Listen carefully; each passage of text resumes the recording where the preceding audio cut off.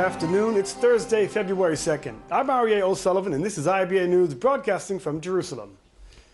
After more than 36 hours of drama at the Amona outpost, settler activists hurled iron rods, fire extinguishers, and paint at police this afternoon as they forcibly removed the last remaining residents and supporters holed up in the synagogue there.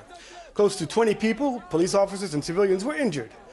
With Operation Locked Garden drawing to an end, security forces evicted 42 families and more than 800 activists during a day and a half of tears and sometimes violent resistance. IBA's Margot Dudkevich reports. As dawn broke this morning, police prepared to evacuate the last buildings in the Amona outpost. The synagogue and an adjacent dwelling where dozens of residents and activists barricaded themselves inside with paint bombs and bleach, and what they described as other surprises to use against police. Attempts by police and the community's Rabbi Yair Frank to coax residents and activists to leave voluntarily failed, and their forced eviction began mid-morning. The last home in the community was evacuated at 2 o'clock this morning, and tractors then began clearing the access road that had been blocked by boulders and makeshift barriers. In a bid to appease Amona residents, Prime Minister Benjamin Netanyahu announced last night that he would work to advance the building of a new settlement for the residents that were evicted from their homes. Netanyahu said a committee comprised of his chief of staff and representatives from the Defense Ministry and Settlement Movement will begin work immediately to locate state land. This after the High Court of Justice yesterday rejected a state appeal that would have allowed Amona residents to move to an adjacent plot of land following the evacuation of the outpost. All the families from Amona were taken to the nearby Ulpana in the settlement of Ofra, where temporary accommodation was arranged and social workers were on hand to counsel and assist them. Today, representatives from each family were permitted to return to their home and pack up their possessions. Bulldozers were then brought in to demolish the structure. Police removed more than 820 activists who had arrived in Amona to resist the evacuation, transporting them out on 22 buses and dispersing them. 24 people, civilians and border police officers, were lightly injured, some requiring hospital treatment. 13 people were arrested and later released. Many of the settlers complained of police violence, saying when they were forced to board buses, police confiscated their mobile phones and beat them. Forced to leave their homes, Amona residents were left with a feeling of betrayal, saying the very leaders of the right-wing government they had hoped would act on their behalf and prevent their removal from the community they loved had failed. Margot Dudkevich, IBA News. Israel's announcement yesterday of the construction of some 3,000 new housing units in settlements in Judea and Samaria drew harsh criticism from abroad. European Union Foreign Policy Chief Federica Mogherini said the announcement marks a worrying trend, posing a direct challenge to the prospects of a viable two-state solution.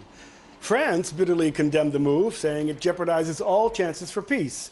Within a week, Israel has approved the construction of more than 6,000 housing units, twice as many as the entire amount approved in the year 2016, a spokesman for the French Foreign Ministry said.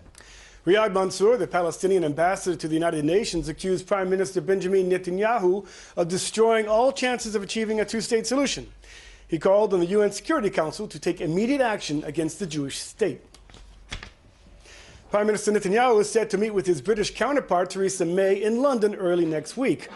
According to media reports, Netanyahu is scheduled to arrive in London on Sunday night and meet with Prime Minister May the following day or Tuesday in Downing Street. Netanyahu canceled a meeting with May at the Davos World Economic Forum last month, protesting Britain's vote in favor of the anti-Israel UN Security Council Resolution 2334, passed in the world body last month. Rex Tillerson, the former chairman and chief executive of ExxonMobil, was sworn in as the new U.S. Secretary of State at a ceremony at the Oval Office in the White House yesterday. 64-year-old Tillerson, a native of Texas, who has never held a political office and who was scrutinized for his ties with Russia, was cleared for full Senate approval in a 56-43 vote. At yesterday's ceremony, he thanked U.S. President Donald Trump, saying, "I will always represent the interests of the American people at all times." As Secretary of State, Tillerson will handle relations with countries such as China and Russia. It's unclear, however, whether he'll be involved in the Israeli-Palestinian peace conflict or whether it will be left up to Trump's son-in-law, Jared Kushner, who is charged with solving the Israeli-Palestinian conflict. Well, joining us now in the studio to discuss the topics making the headlines is Amotz Asael, a columnist for the Jerusalem Post. Amotz, welcome. How are you? So, Amona, who are the winners and who are the losers there? Well, one clear winner is Israel Police, which has been given a very complex and sensitive task and has performed it almost impeccably. Whatever in it was unfortunate was certainly not its own fault. It faced a very angry and occasionally violent population, and it handled them well and it performed its task. A smaller winner, a winner by the skin of its teeth, I would say, is the government, which reached in this conflict between its policies and the rule of law the edge of the abyss, and in the last minute submitted to the rule of law and avoided a situation whereby people both within Israel and beyond it would question its willingness or ability to impose the rule of law on the public. And lastly, the losers, in my view, are the far-right activists who crowded the site at Amona and appeared on TV, hysterical and violent, and I think that they damaged the cause that they came to promote. They were to rise or fall on their ability to avoid violence and to avoid even verbal violence. They proved unable to resist this, and they lost, I think, the mainstream public's following and support or sympathy. What about the image? I mean, how is the government going to benefit from these images of the police going in and pulling out these people by force?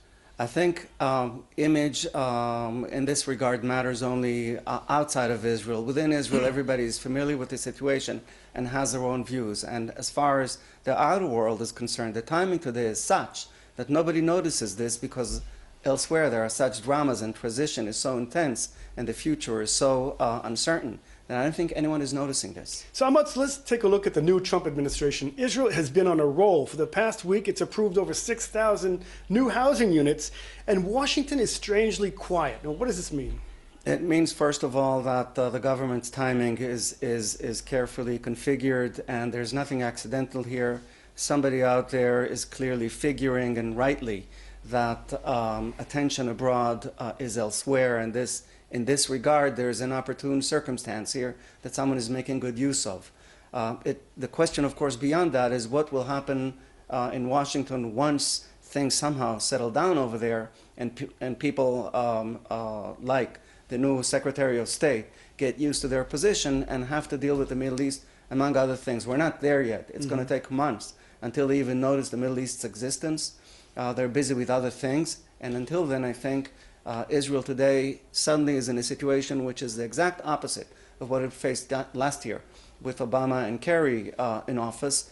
Now they have a full carte blanche, and this is apparently what they're trying to make use of. You know, before the election and even after the election, people were saying, okay, the Americans promised to move the U.S. Embassy to Jerusalem, and yet it looks like it's not going to be as quick as people expected. I don't know who expected, because the expectation was far-fetched. It was part of a euphoria which was largely unfounded, and even now there is reason to say that the aftermath of this great transition in America is unpredictable. It can still prove to be bad from the viewpoint of those who welcome it.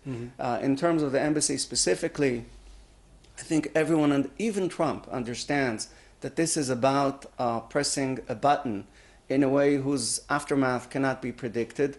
And I wouldn't be surprised if ultimately what they end up doing is something symbolic, like simply replacing the sign on the consulate in Jerusalem, or having the ambassador spend a day of his week in the consulate in Jerusalem, in this way saving face and saying that they began the transition to Jerusalem. Staying with the State Department, the new U.S. Secretary of State Rex Tillerson has just been sworn in. You think he's going to be like John Kerry and sort of grab hold of the Israel-Palestinian conflict, or is he going to leave it to someone else, maybe Trump? He certainly won't do what Kerry did. Everyone in Israel, including people who agreed with his aims, cautioned him that he's diving into a pool of alligators, and what he did was wrong-headed, and it stood no chance. And there's no chance that Tillerson will follow suit. What's more, that they don't share his views, never mind the tactics. So there's no way that this administration will do what the previous administration did. Moreover, they've clearly listed an agenda that is topped by America's trade relations, it is topped by America's superpower relations, it is topped by America's immigration problems. There's no way that the Middle East will elbow its way in there unless some external event happens. Let's briefly, we have just time for one more question, and leaving politics aside, there was a new report this week that says that the diaspora community, particularly in America, was having a huge rift with Israel now. Maybe this has to do with the reform movement. Why hasn't the government going ahead as it approved the Western Wall arrangement, for example? I think that deep inside in his guts, Netanyahu has a conflict. On the one hand, he does share the liberal principles that led Nathan Sharansky to finesse and to engineer this deal. And on the other hand, he has the political preference for the conservative parts of American Jewry that staunchly oppose this deal and are predominantly Orthodox. Is he abandoning the Reform Jews of America? I think that politically, definitely, he sees in them rivals. They do not share his view concerning the peace process. They oppose it, and he holds them accountable to that. But in this particular agenda and this particular issue of how to re-engineer the praying at the Western Wall, in terms of his convictions, he is with Sharansky and he is with the reform movement. But he needs to be so convicted that he would actually get up and do it while confronting people for whom he cares for other reasons. That's why I think he's trying to muddle through, and for now, that's working for him. Okay, Amel Tzasael, always a pleasure to have your insight. Thanks for joining IBA. Thank you, Ari. In the United States, bomb threats were called in to 13 Jewish community centers across that country, bringing the total to 57 incidents just this month.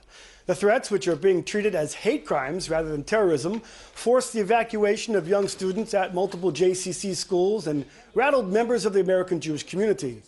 No bombs have been found in any of the threatened centers. The Anti-Defamation League and the FBI have briefed community officials, with the Jewish advocacy group issuing a set of security guidelines on dealing with the threats. And in Britain, more anti-Semitic incidents were recorded in 2016 than ever before.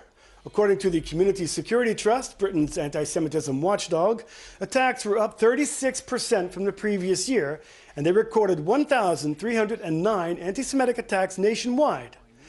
Meanwhile, an evangelical group called Proclaiming Justice to the Nation has been tackling anti-Semitism on American campuses and has spearheaded a campaign to pass anti-BDS legislation. Its president, Lori Cardoza-Moore, was in Israel this week, and she spoke to IBA about their efforts. Our mission at PJTN is to educate Christians about their biblical responsibility to stand with Israel and the Jewish people against the rise of global genocidal anti-Semitism. And of course, we're seeing that anti-Semitism on the rise, especially in university campuses. I saw a report I was reading yesterday where in the United States, there's been a 45% increase in anti-Semitic attacks in the United States from 2015 to 2016. That's very dangerous. Of course, a lot of that activity is going on our college campuses. And we've been following the activity of what's happening on the campuses, so we decided to be a little provocative. And we decided to take on the groups like Students for Justice in Palestine and some Muslim Student Association, some of the groups that are fueling this anti-Semitism on college campuses by producing this documentary, Boycott This, for the millennials. So we've produced this film. It's produced in a style called docutainment. We use satire to try to reach the millennials. And because these are the kids, this is our future. And if how are you going to show this on campuses?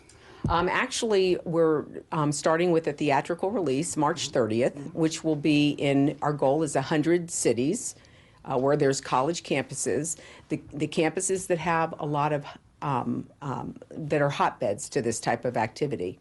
We'll use social media to promote it. We'll launch a major media campaign to get the students to come.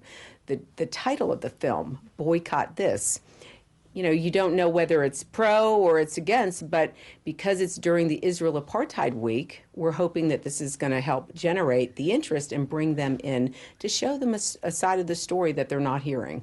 Now, you've been involved in legislation against BDS, right? Tell me about that. Basically, the resolution is the state legislature communicating its unequivocal support for the state of Israel, its right to exist as a sovereign state, condemning the boycott, divestment, and sanctions movement. It exposes the groups, like specifically, and it states in the language, Students for Justice in Palestine, as groups that are promoting this anti-Semitic activity on the university campuses, because there is a growing movement within supposed evangelical Christians that are targeting the millennials, evangelical Christians, to promote a pro-Palestinian narrative, to accuse the Jews of occupying Palestinian land, which actually flies in the face. I wonder how they can really call themselves evangelical Christians, because that whole argument flies in the face of what the Word of God says. You mean these evangelical Christians who are becoming pro-Palestinian instead of pro-Israel? That's correct. That's a new phenomenon. It is a new phenomenon, and it's very dangerous. And good news for travelers. The low-cost airline Ryanair is adding 15 new routes between Europe and Israel, catering for Europeans seeking to enjoy a mild climate during the winter months. Starting this October, the Irish low-cost carrier plans to add twice-weekly flights to the Uvda airport near Eilat from Baden-Baden, Berlin, Brussels, Frankfurt, Milan, Warsaw, and Gdansk. 7 new routes will fly to Ben Gurion Airport from those cities, as well as Paphos in Cyprus. Tickets are expected to cost a cool 40 to 100 euros for one way. The price does not include luggage, food, or the option of choosing your seat. The death of cancer patients living in the geographical and social periphery are some 8% higher than those living in the center of the country, who are not touched by poverty. The Israel Cancer Association has revealed this comes as they said the past 2 decades Israel has seen a significant 25% drop in deaths from cancer. The report was released ahead of World Cancer Day. It found that in 2014, a total of 29,500 Israelis were diagnosed with cancer, and approximately 11,000 people died of malignant tumors. Despite this, the ICA estimates that in another 20 years, 3 of 4 cancer patients are expected to recover. Israel ranks 18 among the 34 OECD nations in cancer case rates, but just 28th from the top in death rates. The circus of sorts is coming to town. It's called Rekukwel from Hungary and combines the world of cabaret with the elements of modern circus, with acrobats showing admirable virtuosity in their circus technique. The show is directed and choreographed by Ben Svagi and will appear at the Tel Aviv Opera House from February 7th to February 11th.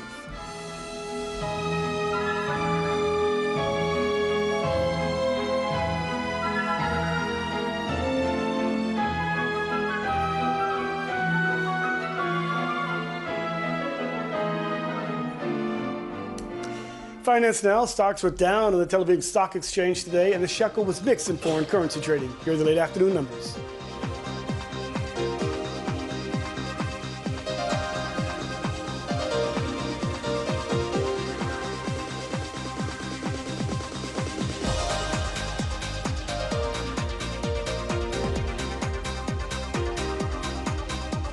Turning to the weather, and it looks like it's going to be beautiful with slightly warmer temperatures over the weekend, but there's still a chance of frost in some areas. Here's are the expected highs and lows at home and abroad for the next 24 hours.